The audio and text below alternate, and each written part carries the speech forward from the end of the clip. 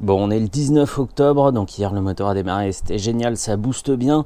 En attendant que la deuxième couche de polytrol sèche, d'ailleurs je devrais le reboucher, je ferai ça plus tard, je vais m'occuper du garde-boue, et pas de celui-ci, celui d'origine qui avait subi un allègement involontaire. On va s'occuper de son remplaçant que j'ai payé 10 € sur le bon coin, plus peut-être 5 € de frais de port. Et pourquoi 10 € là où tous les autres sont à 20 ou 30 €? C'est qu'il est fendu, il est fendu ici là. On le voit, zic, zic, zic, jusque là. Moi ça m'arrange pas mal parce que comme ça je le paye moins cher et je vais me servir du pistolet à agrafe chaude pour faire toute une ligne de points de suture par le dessous pour faire un seul ensemble bien beau, bien solide. La soudure est terminée, merci à la batterie externe, le pistolet à agrafe, clic-clac, et j'ai combiné deux types d'agrafes, celle dite en zigwix et celle dite en ligne droite. Ça fait ça bien au bout de la fente, et ici c'est un petit peu coton, d'où les agrafes droites. De l'extérieur on voit qu'il y a une fente, mais c'est aussi solide que tout le reste du garde-boue, donc pas de souci avec les vibrations, le froid, le chaud, le gel, et que sais-je encore, les polluants, les solvants. Esthétiquement c'est pas gênant. En parlant d'esthétique, la deuxième couche de polytrol est passée, et ça donne ça.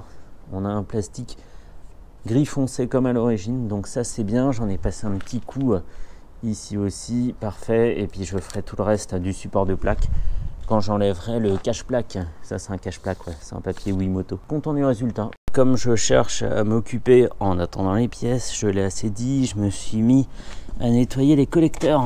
Donc ça c'est un collecteur avant, et ça c'est un collecteur après. On se voit un petit peu dedans, ça reflète un petit peu pour l'instant. Mais j'ai bon espoir d'arriver à un résultat pas mal. Il y a des petites taches qui partent pas là, comme ça, et puis ça c'est resté terne, c'est pas très grave. On est le 21 octobre, j'attends toujours ce maudit guidon, j'aurais dû faire plus attention à la date de livraison. Je croise les doigts pour qu'il soit là cette semaine. J'ai fait des petites choses en attendant, j'ai changé les patins de protection de cadre, donc ça c'était le droit à l'origine, celui qui avait morflé un côté choc. Et pour donner une idée, et ça n'a pas changé grand chose à la profondeur, ils sont moins larges, mais c'est pas mal aussi. Au début je voulais mettre des roues de roller pour faire vraiment l'esprit comme ça tout rond, mais les roues de roller c'est encore moins large et du coup ça protège un peu moins bien. J'ai fait ça, j'ai fait les espèces de silent block de réservoir là de chaque côté, donc ça c'est cool.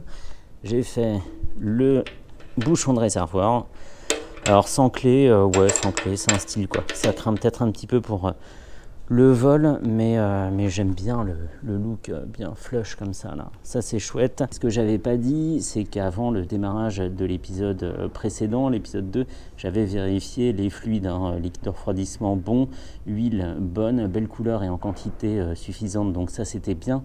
Et j'ai aussi passé une deuxième couche de polytrol et le résultat est canon là, c'est comme sorti d'usine, donc je suis très content. J'attends le guidon, j'attends le kitchen, j'attends toujours la même chose, je radote un peu, mais en tout cas ça commence à prendre forme, j'aime beaucoup, et il va falloir que je m'attelle aux joints spi. J'avais demandé un petit bouclard s'ils étaient dispo pour le faire, c'est non. Donc il va falloir, je pense vraiment que je m'y colle, mais avec un peu de méthode et de rigueur, ça devrait aller. On est le 23 octobre, il doit être 10h15, quelque chose comme ça. Ça a son importance parce que je m'attaque aux joints spi et que je voudrais voir combien de temps ça prend réellement quand on est un pur débutant. 23 octobre, c'est aussi la date à laquelle j'ai acheté la moto. Je reviens de la ville d'à côté, j'ai signé les papiers, j'ai la carte grise, donné l'argent. Cette base telle qu'elle était il y a encore 3 semaines, elle m'a coûté 350 €. Je trouve pas ça abusé. Si j'arrive à m'en sortir dans les 1000-1200 € avec tout ce qui reste à faire, il y aura vraiment pas de souci, je serai très content. À la fin, je donnerai le détail du prix pièce par pièce, du budget global, le prix de la carte grise, l'assurance, etc. pour passer d'une épave à une moto qui roule tout à fait légalement.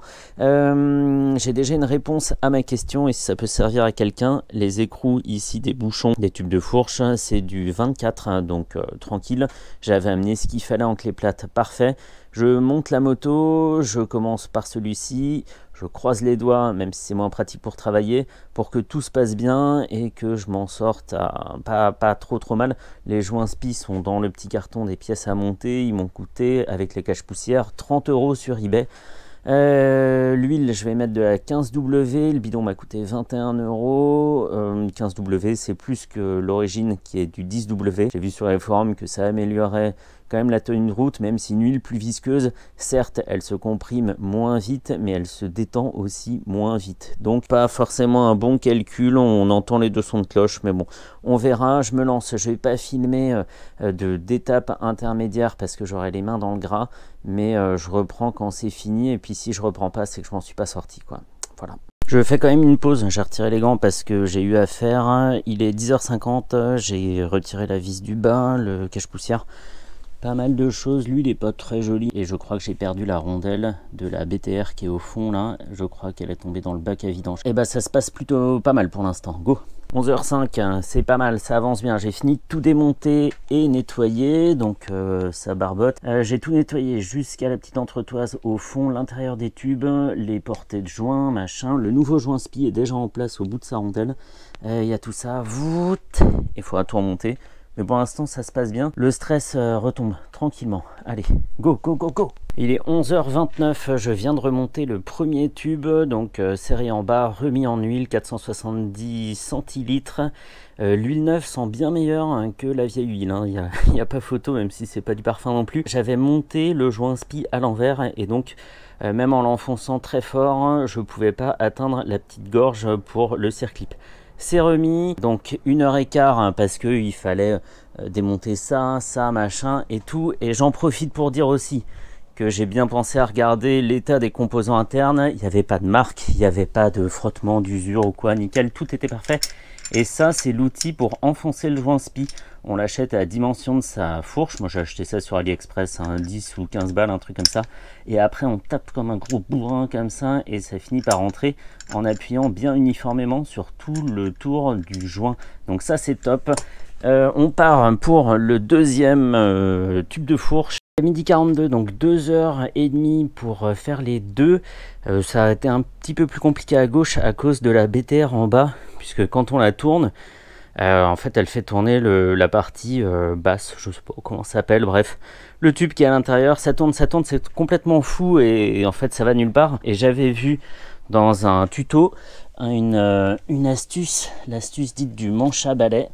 En fait, d'enfoncer un mancheron de manche à balai. Alors là, j'ai rajouté un gant pour qu'il y ait plus de frottement et plus de grippe en quelque sorte. On enfonce dans le tube. Oh putain, c'est horrible comme image.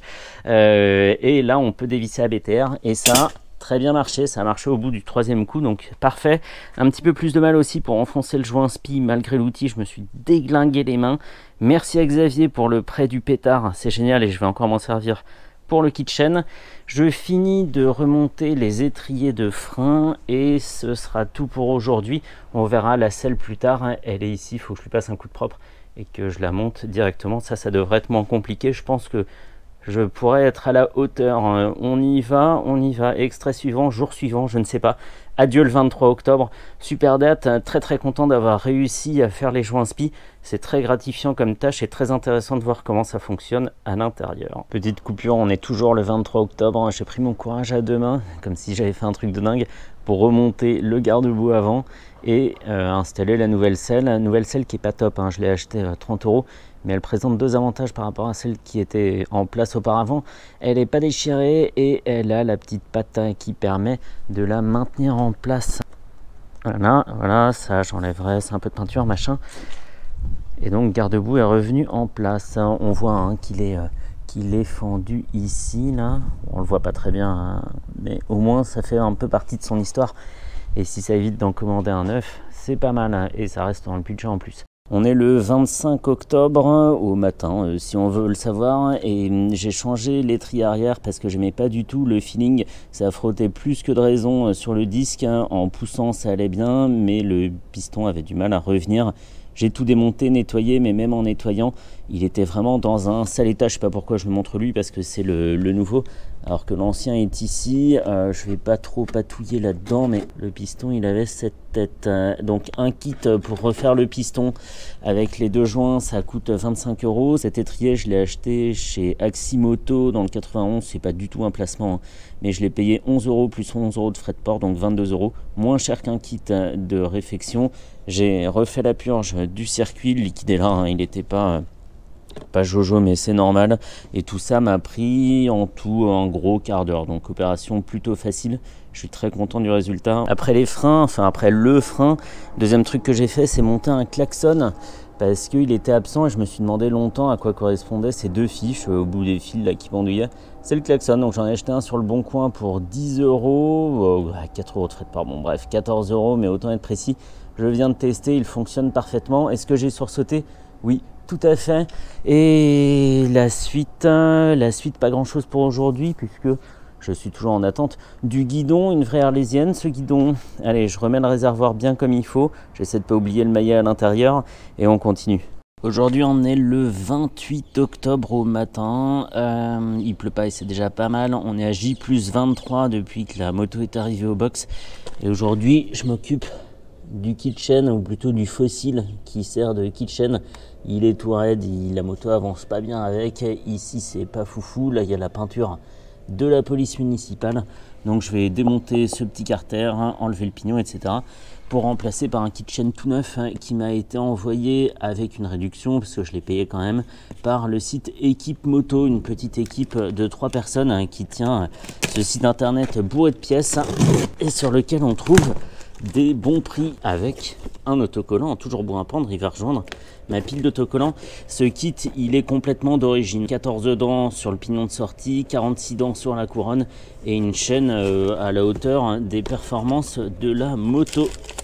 Pignon, chaîne et couronne, exact, avec un petit autocollant ici aussi. Donc je vais monter tout ça. J'ai jamais rivé de chaîne comme ça là, pressé des maillons à la fin quand on remonte la chaîne, donc ça va être tout nouveau pour moi. Je fais ça tranquillement et je reprends quand c'est fini. Elle va avoir fière allure avec cette nouvelle chaîne. Et pour mes mots, 120 Nm à l'arrière quand on resserre et 70 pour l'écrou de pignon de sortie de boîte. Et j'avais pas dit, mais j'ai monté ça, la petite protection de fourche là. Je trouve que c'est pas mal, ça lui donne un air un petit peu plus musclé. Allez, je m'y mets tranquillement, je prends le temps qu'il faut et puis je reprends juste après. Go! Ça fait 3 heures que j'y suis et ça n'a pas avancé, d'un pouce parce que je suis bloqué avec l'extraction de l'axe de roue. Il est complètement grippé, j'ai tout essayé, la sangle cric, le gros bras de levier qui est ici, donc ça tourne, mais c'est impossible de le faire sortir, même en tapant avec un maillet de ce côté-là, sans l'écrou évidemment, ça bouge pas d'un pouce, quoi. C'est exaspérant. Ici c'est plutôt dégrippé, mais de l'autre côté, la rondelle qui est contre l'écrou là ne bouge même pas, donc c'est super chaud. J'en ai même cassé la sangle avec le cric. La dernière solution, je pense que c'est de chauffer, parce que même la clé à choc n'a pas donné de bons résultats. Ça tourne au ralenti, c'est pas bon du tout. Bon, il est 17 h, on est toujours le 28 octobre, fin de journée. J'ai pas réussi à enlever l'axe. Par contre, j'ai chauffé bien comme il faut et j'ai réussi à gagner 2 mm. Excellent. Non, c'est tout pourri. Je vais chercher s'il existe un extracteur, style extracteur de moyeu, roulement, je sais pas. La difficulté, c'est de s'appuyer de part et d'autre de l'écrou et de le tirer peut-être avec 1 ou 2 griffes, sachant qu'il n'y a pas énormément de place non plus pour se faufiler. Donc la torche, c'est cool. J'ai réessayé la sangle et le cric. Ça n'a pas fonctionné, j'ai même eu peur d'avoir tordu le bras oscillant, mais c'est pas le cas. Voilà, je range la machine en l'état et si vraiment j'y arrive pas, je remonte tendeur de chaîne, je resserre, etc. Et une fois que la moto sera assurée, j'irai dans un petit garage et on me démontera tout ça, je l'espère. Allez, demain est un autre jour. 29 octobre, on est donc le lendemain de la veille. J'ai passé 5 heures ici même, sans compter les allers-retours à Leroy Merlin hier. J'ai refait un aller-retour aujourd'hui pour me bricoler un extracteur d'axe. En gros, c'est une tige filetée de 14 avec des rondelles pour répartir la charge. Ça n'a pas très bien marché. On va y revenir. Ça traverse. On a rondelles écrou ici qui viennent s'appuyer au bout de l'axe de roue. En tenant cet écrou-là et en serrant ici, il faut imaginer qu'il y avait ces petits appuis-là contre le bras oscillant. Ça tire, et je pense que ça a fait les premiers efforts puisque j'ai gagné 3 bons centimètres en tapant finalement sur l'axe à la fin, axe bien chauffé toujours par la torche. Donc là, je vais essayer de le retirer, c'est plutôt encourageant. Je vais remettre la moto sur la béquille d'atelier et on va bien voir, mais ça met du baume au cœur de voir les choses avancer ou plutôt sortir. C'est pas mal du tout. Et chose que je n'avais pas prévue mais qui fonctionne, c'est que là je peux continuer à taper loin sur l'axe même quand il est parti au-delà du tendeur de chaîne grâce à cet écrou qui fait la bonne taille pour entrer là, pile dans le tendeur de chaîne, et moi je tape ici.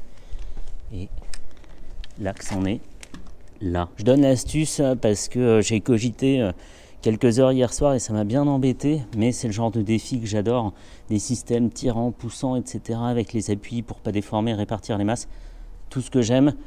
J'espère vraiment sortir l'axe. Dans la vidéo, c'est tout de suite. Pour moi, il va peut-être me falloir encore quelques minutes. Vite fait comme ça pour comparer le matos, et ben, je trouve que je me suis pas foutu de moi quand j'ai acheté le matériel, punaise.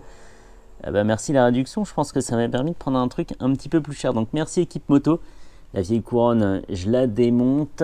J'ai enlevé la chaîne qui est là-bas, vrai fossile, hein, un serpent fossilisé. Ça, le pignon, je l'ai retiré aussi, et le nouveau. Et là, je pose tout et puis voilà, comme ça c'est immédiat, on y va tout de suite.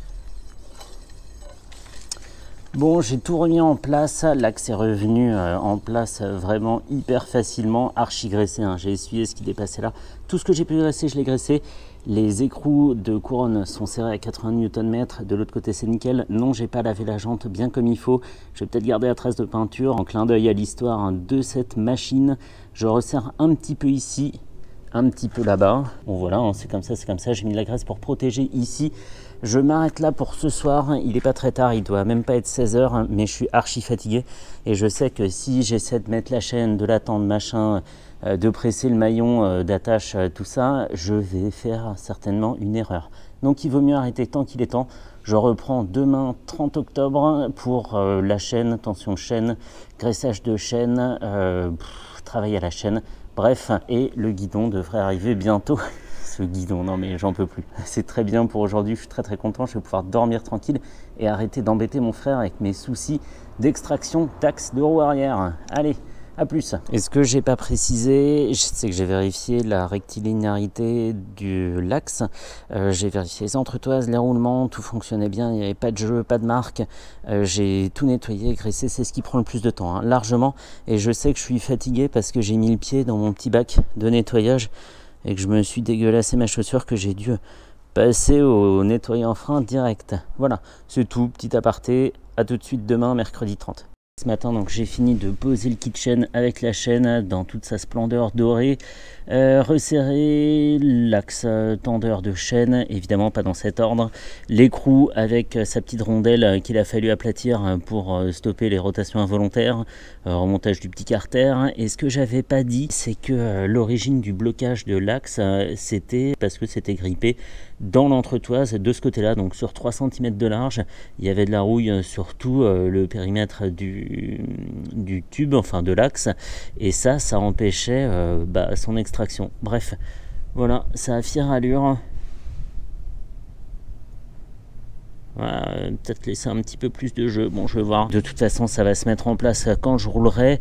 J'ai reçu le guidon mais il était trop grand pour rentrer dans le locker, donc il arrivera que demain et ça devrait être pas mal. Je vais rentrer dans une autre phase de la remise en état de cette moto, on verra ça demain. Pour m'occuper en ce 31 octobre, un jour d'Halloween, je me suis fait un masque avec mon phare, hein, il fait vraiment peur. Non, pas du tout. Comme j'ai pas grand chose d'autre à faire, je me suis décidé à moderniser l'éclairage du FZ6, connu aussi bien pour cette génération que la génération d'avant, et j'en ai fait les frais pour très mal éclairer.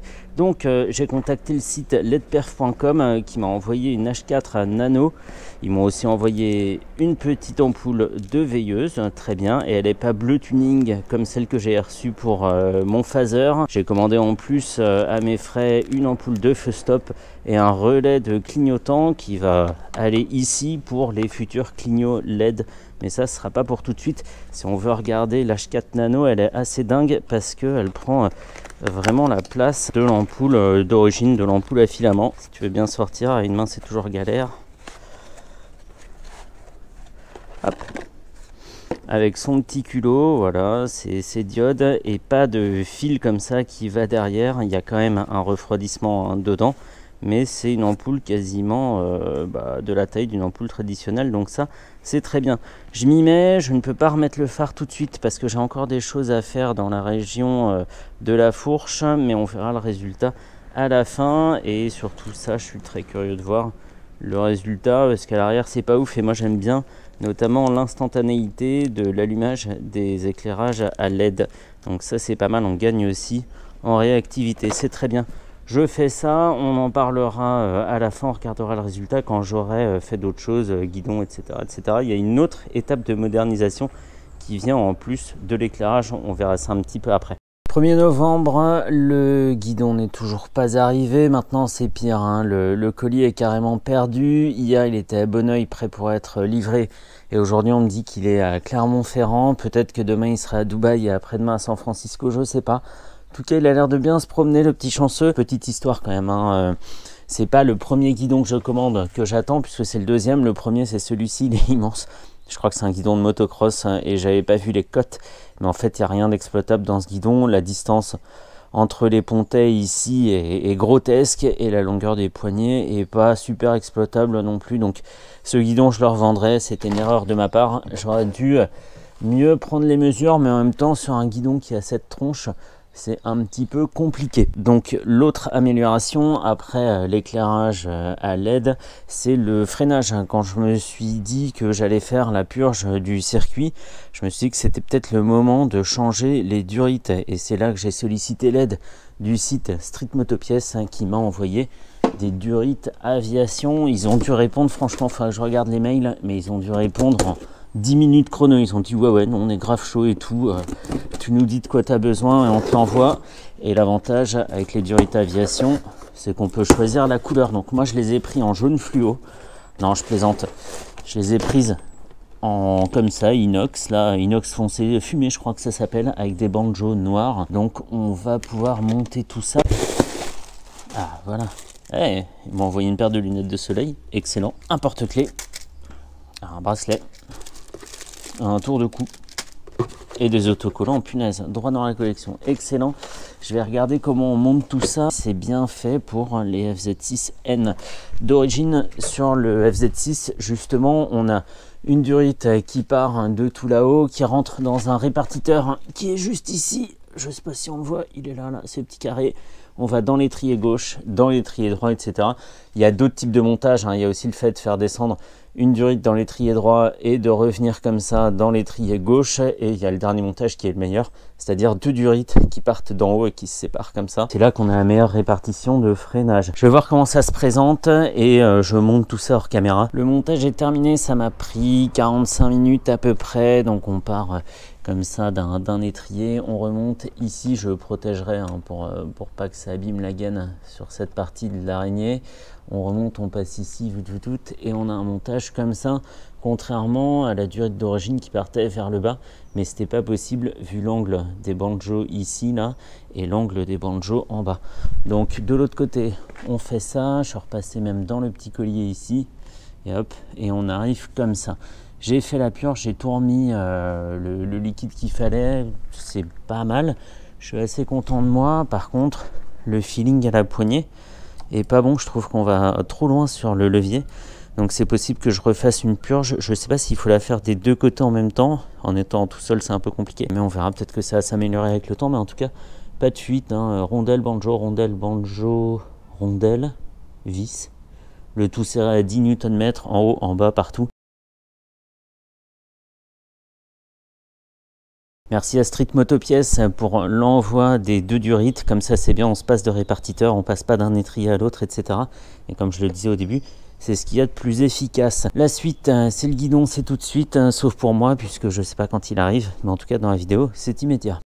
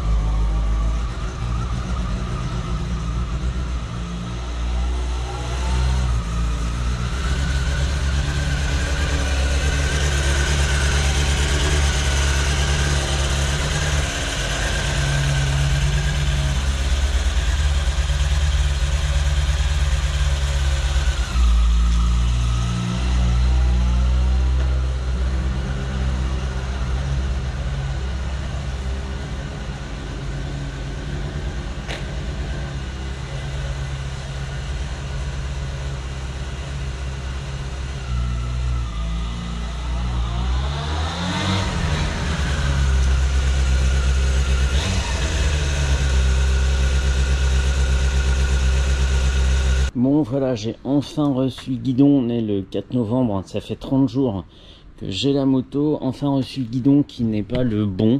C'était soi-disant un guidon de FZS 1000, mais ça va pas en fait. La distance entre les pontets est bonne ici. Toute cette distance ça va pas. Le rise est bon mais trop long. Le back sweep et le up sweep sont pas bons. Le up sweep oui, le back sweep non. Donc j'ai quand même monté ça, mais de toute façon ça sera pas ce guidon. Ça m'a déjà coûté 2 fois 30 € ces histoires de guidon. Pour 60 € j'aurais pu avoir un guidon de FZ6 d'occasion, et je pense que c'est ce que je vais faire. Il n'y a rien de mieux pour que tous les câbles soient tendus comme il faut, etc., etc. On a vu qu'il y avait un faux contact là-dedans, donc il faut que je teste à nouveau, parce que j'ai branché ça un petit peu vite fait. Tous les clignots fonctionnent. Le feu stop fonctionne dans toute sa splendeur à diode. Hyper rapide, bien. Ça, je vais le polir hein, pour qu'il soit transparent à nouveau. Il reste des choses à faire, oui. Là, je dirais qu'elle est finie à 95%. Hein. J'ai les rétros, les poignées, mais je vais pas les mettre vu que c'est pas le guidon définitif, hélas. Il reste les pneus et l'alignement de toute la partie avant. Je vais prendre un laser, passer au milieu du pneu, foot, et comme ça, tout régler. Parce que j'ai senti une petite résistance et il faut aussi que je contrôle une nouvelle fois le jeu dans les roulements de direction. C'est tout pour cette vidéo là, avoir réussi à en arriver jusqu'ici en 2 vidéos, hein, puisque la première vidéo c'était la présentation, et en 30 jours, je trouve que c'est franchement honorable. C'est tout, je sais pas quand la 4e vidéo sortira. 4e vidéo, elle aura ses pneus, son guidon, elle sera peut-être même allée au contrôle technique. On verra ça un petit peu plus tard, hein. Mais en tout cas, je suis déjà très content de l'état actuel hein, de la machine. Allez, je me refais un petit tour dans l'allée de garage et on peut en rester là. Terminé pour cette vidéo.